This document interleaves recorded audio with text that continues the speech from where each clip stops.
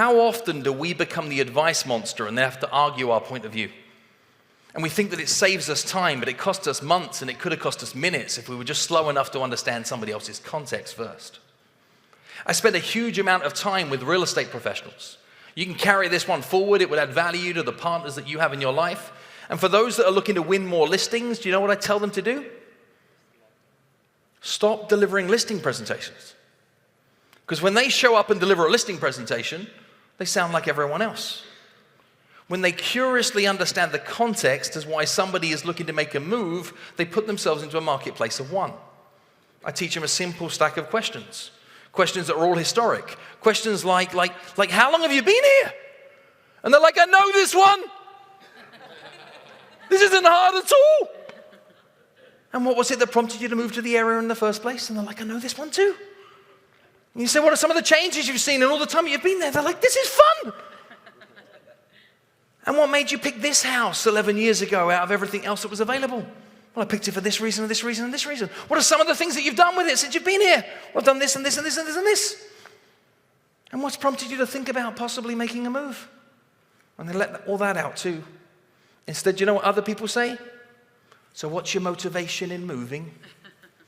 You don't find people's motivation by asking them their motivation. You find people's motivation by skillfully asking them questions that allow them to be able to expose their truth. And if you are the one person that they shared that with, they don't want to do all that work again. They're like, she gets me, he gets me, they know me, they understand the reason that I'm doing this. Your curiosity earns the context. The context of why somebody needs a mortgage is what? Here's the risk that many of us make. We're too short-sighted in our thinking. We think why they might need a mortgage to do that. But what if we knew the bigger field of play?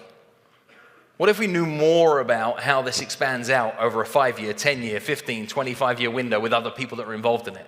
Because I promise you this, for certain, there is not a child in the world that's saying right now, I cannot wait to have a 30-year institutionalized loan towards a major financial organization. Can't wait till that happens. So we have to understand nobody wants what you're selling. You know that, right? There's not a single person on the planet that wants what you're selling. Nobody, nada. They want the results of this. I'm inviting you to slow things down and be strategically more curious. And I'm going to prove to you just how bad we are at this as an entire race.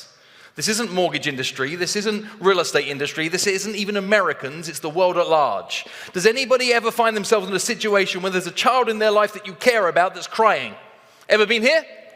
Upset child. When a child is upset, what question do you ask them? Why are you crying? What's wrong? Why are you crying?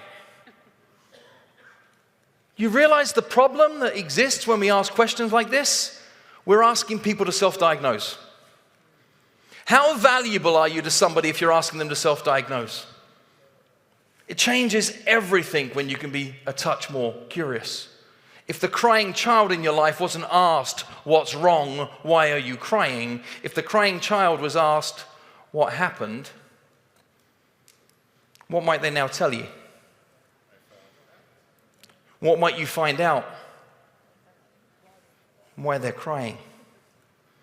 The cheat code to humanity is right in front of our eyes, but what we are is we're so self-serving that we fail to hit the point of actually serving others because we are at first in service to ourselves.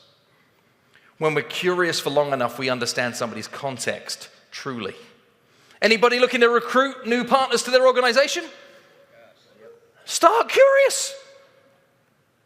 How long have you been in the industry? What is it that prompted you to make a start in the industry in the first place? How did you go about choosing the first partner?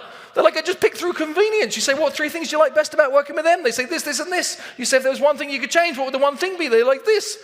You say, well, how much longer do you see yourself working in the industry? They say, I'm going to be here for a long time. You say, do you want to do that with somebody who's truly aligned to your long-term success, or would you rather do it with the place that you're currently unhappy? But you do you. You see how much easier it is when you operate in questions, not statements? If you're prepared to do the work. So I have a challenge for all of you if you're up for it. You up for a challenge? Could you live an entire day of your life delivering approximately 0 advice? None. Not a single piece of advice. Could you try? I was with somebody who said, I'm up for this, and then he texted me like 12 minutes later. And he was mad. He used expletives. He's like But for real, you could try again the next day and the day after that. It will change your life if you stop giving advice and help people discover advice, and it will move you into a marketplace of one. Curiosity is a superpower.